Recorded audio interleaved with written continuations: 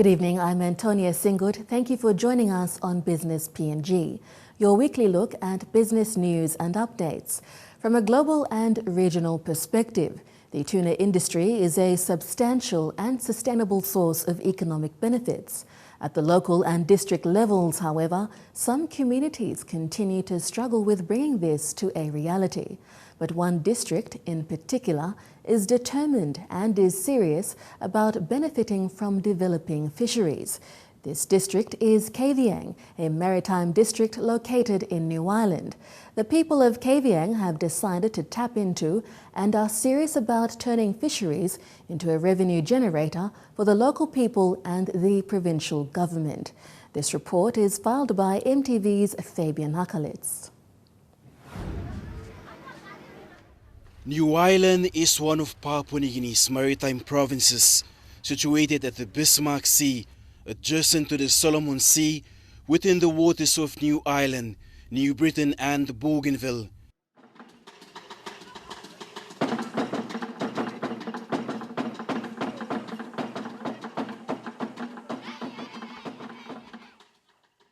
It was a dual celebration in Kavieng last week, the new fish processing plant opening and a new fishing vessel launching.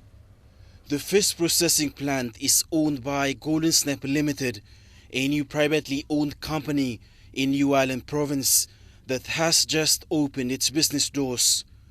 Golden Snapper Limited has partnered with the New Ireland Fisheries Cooperative of the New Ireland Cooperative Association with the aim to deliver services for sustainable development.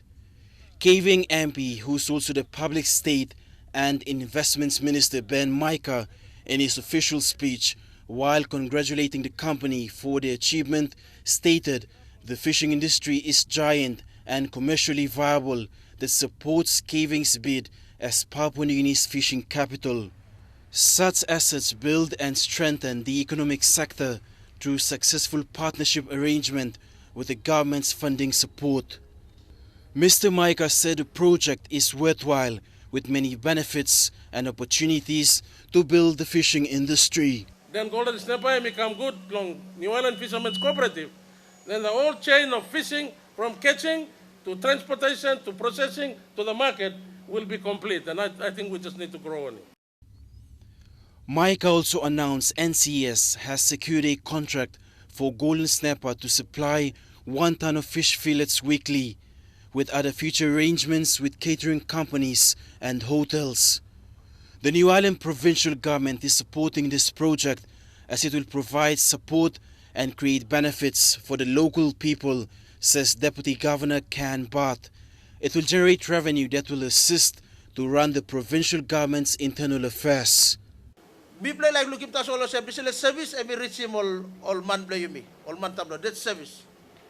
Our fishermen must know where to come and sell, and their work is done. From this end to the last part of it, everyone worry about fishermen blow me now. Deputy Governor Can Barth and Golden Snapper Limited Managing Director Carlos Laupu then officially cut the ribbon and opened the new facility. Now got this Amamas long officially cut him now opening this project. Thank you.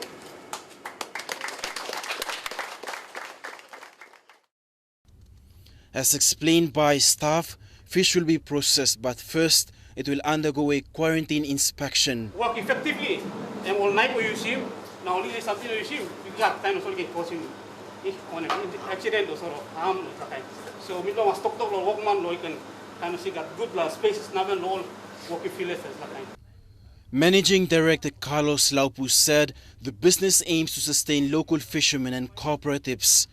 Marine products starting with fish fillets will be supplied to buyers, particularly catering companies and hotels. The company is currently looking at the fillets at the moment.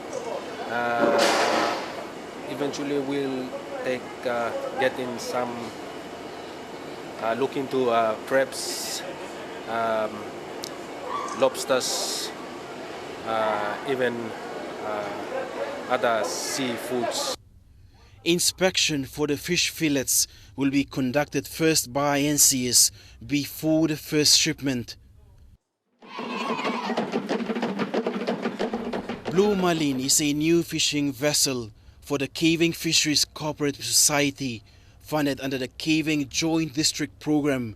Its arrival was welcomed at the Kavieng Wharf. Fisheries Cooperative Society Chairman Enoch Matthew thanked Mr. Micah for investing in such assets. He explained the ship will operate under a public-private partnership, sustaining livelihoods and creating opportunities that will be supported by the New Ireland provincial government. It will service 4 local level governments, Kavieng Urban, Lavangai, Tikana and Murat of the New Ireland Fisheries Cooperative. We believe some provincial government too, and we got big thinking long Kirapin fisheries inside long Kavieng or inside long New Ireland province. And me play support him this thinking we governor me and me work long go pass long end. Now me play like through or some big processing plant where now I'm staff, CEO staff, na deputy governor and big call where come long people play me. New Ireland Provincial Administrator Monovi Amani pointed out the need to promote fisheries management. However, with the Nautilus seabed mining, this might affect the fish chain.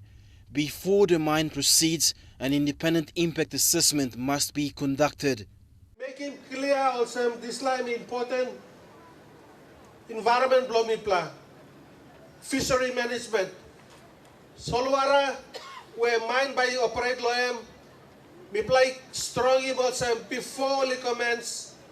We play ask him independent impact assessment by only make him napim look game government na all people blow New Ireland belly see. Matthew Calown, a former Agriculture and Livestock Department Secretary, was the guest speaker. He said Kavieng is the model district in fisheries with the establishment of the cooperative. Well, you like at one advantage now. You've got to take hold of that advantage, people, and please look after this seed and we plant him now. Speaking on sustainable projects, Calown highlighted that many projects don't last because of the lack of support. Mr. Micah in his keynote address pointed out the need to maintain existing facilities like the old fish processing plant. He called on the National Fisheries Authority to explain why the fish processing plant in New Ireland province hasn't been operating. There is no point in fisheries claiming ownership to a facility that is not servicing the fishermen of Kavieng and New Ireland. Mr. Micah says this facility for many years have not fulfilled its purpose and is a waste of public money. This fish plant should operate to support business activities for the cooperative. Fishermen are looking for ice, fishermen are looking for market, and this facility is sitting idle doing nothing. The New Ireland Provincial Government, National Fisheries Authority and stakeholders must negotiate and look at ways locals can benefit. Mr. Micah then handed over the documents and launched the new ship Blue Marlin. Locals were happy cash flow will be visible at their doorstep.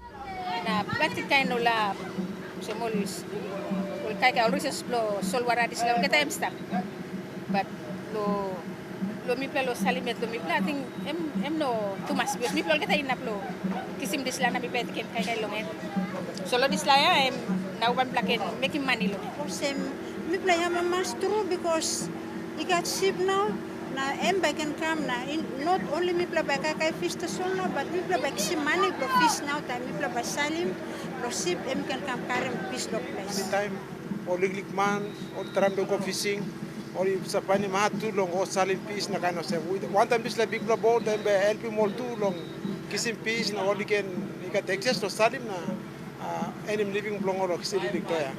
Blue Marlin was built in 1984 Western Australia. The ship is fitted with 4 icebox and 2 presses that can cater for 20 tons of fish. The Day of Fisheries has arrived with major plans by joint partners to make Kavieng Town a capital of fishing in Papua New Guinea. The new vessel will enable locals to venture into the fishing industry for self-sustainability. Minister Micah is adamant the project will help to improve livelihood according to PNG's Vision 2050 and medium-term development goals. New Ireland has 4 cooperatives operating in Kavieng: fisheries, agriculture, marine resource and oil palm. When we return, we discover what tropical Cairns has to offer in terms of investment opportunities. Don't go anywhere.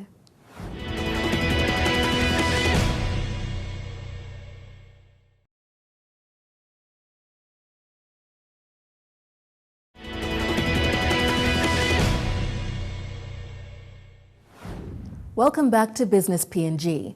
Cairns is 1.5 hour flight from Port Moresby and an ideal destination for a tropical holiday away from Papua New Guinean shores. However, tourism purposes aside, the city is fast becoming a popular investment hub for Papua New Guineans looking to invest abroad, principally in real estate. The strategic proximity has allowed trade and business ties between the two cities to remain strong, and Papua New Guineans have been encouraged to take advantage of this relationship. Cairns is Australia's premier regional destination and is perfectly positioned for conducting business in the tropical location. The North Queensland city is amongst the top 10 fastest growing cities in Australia, with a strong regional economy worth more than $12 billion and growing by 3% annually, an economy which features tourism, agriculture, construction and mining amongst others.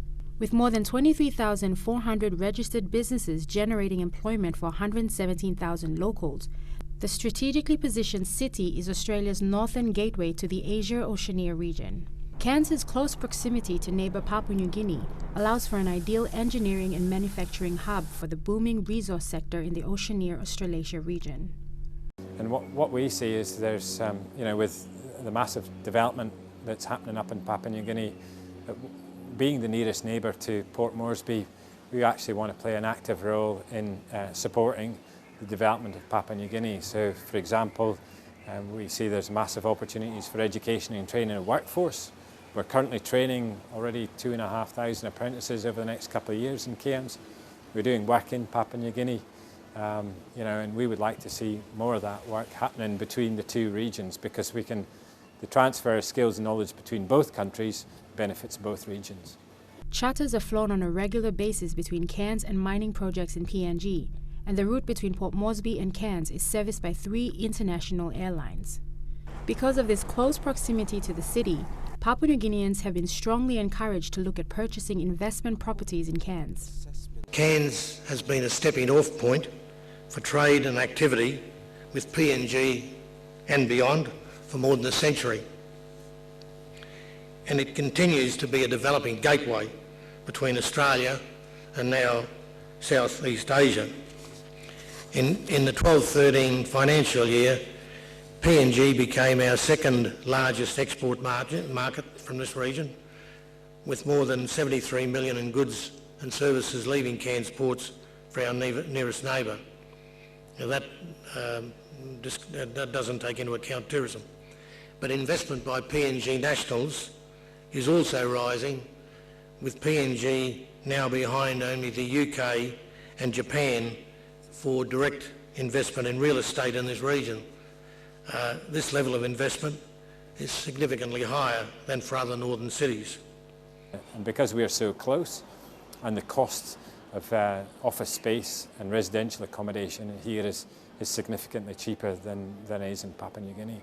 According to the website pngecho.com, many Papua New Guinean citizens have invested in real estate in Cairns for a while now, many of whom are prominent public servants in the government.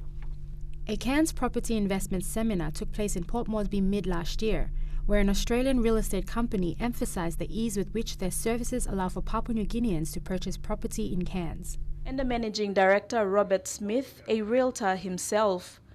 Mr. Smith said that currently in Cairns, the rental property demand is high with a 1 to 2% vacancy rate. He said this gives Papua New Guineans an ideal opportunity to invest in various types of property, ranging from land and house package deals to commercial properties. Putting a face to success, Maprik businessman Roy Ningakun and his wife were a couple who attended Australian First Realty's first seminar last year in August. Interested in that presentation, they followed Smith back to Cairns, where they were able to pick up a beachside investment property within days. So far, 30 Papua New Guinean investors have purchased property through Australian First Realty. Trade and business ties between the two cities have always been strong due to the strategic proximity, and this has resulted in an avenue for a stronger, more diversified PNG economy. Stay tuned, we'll bring you some updates when we come back.